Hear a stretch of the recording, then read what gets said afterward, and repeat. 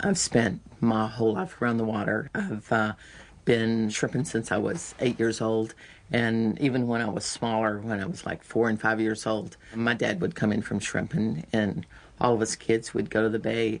And I can remember going out in the bay, and when you leave early, you got the spoonbills, you know, these pink birds flying. They're coming up out of the marshes, and you're going past the reefs, and you're heading out into the bay. And it was beautiful, and it always kept that magic. And I think if I gave up on the bay, I would be giving up on the best part of myself. It's like, oh.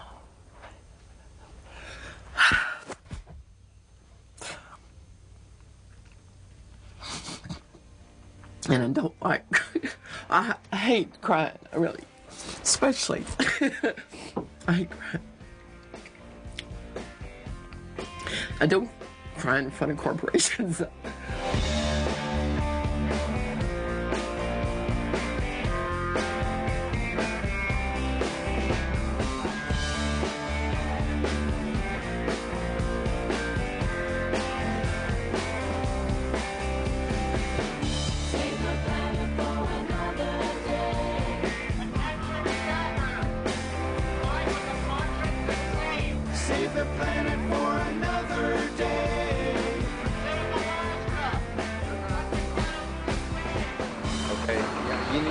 Go ahead and go. You, I need to see your driver's license. Put your camera down, put your equipment down. Let me have your driver's license now. I can show it to you. Oh, here it is. Pull it out. I thought you were going to get arrested. Oh. And then is when he told me, put the camera down. I love it. I love it. Oh, that's a hoot. You've been fighting for these bays a long time now. For a long time, probably about 13 years now. And this isn't your first hunger strike. No. You've done this before. This is my 5th hunger strike. Ooh. Yeah.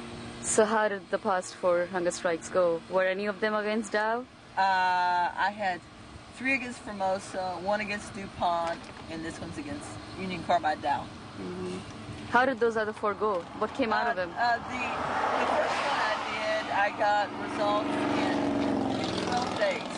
And 12 days, the first one? First one was 12 days. The second one, I got a result in 14 days. And we was negotiating with this company to get all these provisions. We got these provisions for the workers. We got provisions for the community. We got to have experts to go inside the plant and inspect it ourselves. We shook hands with them. They were fiercely wanting me to go get a hamburger, and 2 days later, they reneged on it. I have yet to see the honest corporation, quite frankly. And so I learned something from that one is, when you go on a hunger strike, you do not get off too soon. Environmental activists said, Diane, you cannot do a hunger strike. It's like women don't do a hunger strike. People in Texas don't do a hunger strike. Maybe if you're California, you might do a hunger strike, but they don't do them down here. And it's like, I'm going to do a hunger strike. Okay, so what does Diane look like on a hunger strike? Because I've never been there. Slim. Really? She loses a lot of weight, huh? What do your friends say about Diane Wilson? Some of them say she's crazy, and some of them say she's smart. Is she crazy? I don't think she's standing up for what she believes in. She's trying to look out for the health of the younger generation. If that's crazy, I want to be crazy. I want the younger generation to live a better life than I live. Dan, you know that friend of yours who came by earlier, Bucky? Oh, yeah, Bucky. What's wrong with him? He looks like he's sick. Bucky's got cancer, and he doesn't have any health insurance, so we don't do anything about it. Is this normal, like cancer in this town? Cancer in this town is rampant.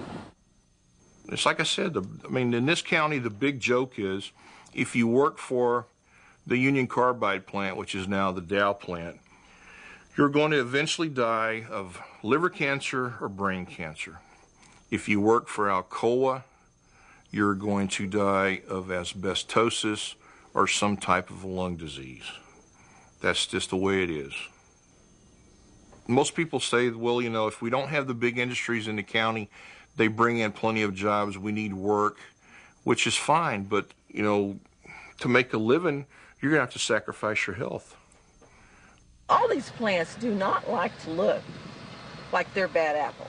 They want to give this pristine image. Matter of fact, if you look on one of those tires, you see the green helping hands, the responsible care. Union carbide was declared the safest plant in Texas by the Texas Chemical Council, which is a bunch of industry calling itself wonderful.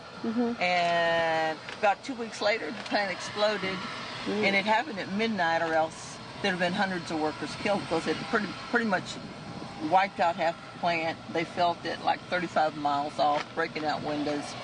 A couple of the Bhopal survivors, they came to Seadrift, and for 3 days we tried to get an interview with the plant manager here, and it was like, no, he's not here.